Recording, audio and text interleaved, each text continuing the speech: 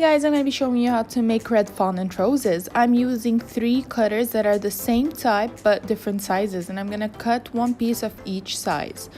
Now this is in order to layer them on top of one another to create a bigger rose, but you can just use one piece to make other roses like you can see here in the examples.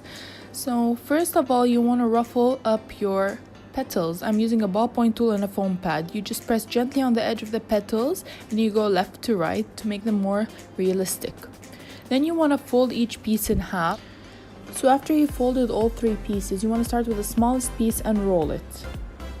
And then you want to layer your medium piece and roll it on top of the smaller one. And then finally use your largest piece to finish off your rose. At the end, I just separated the petals a bit from one another, and that is it. It's super easy to make these fondant flowers. I hope you enjoyed this tutorial. Please stay tuned for more videos.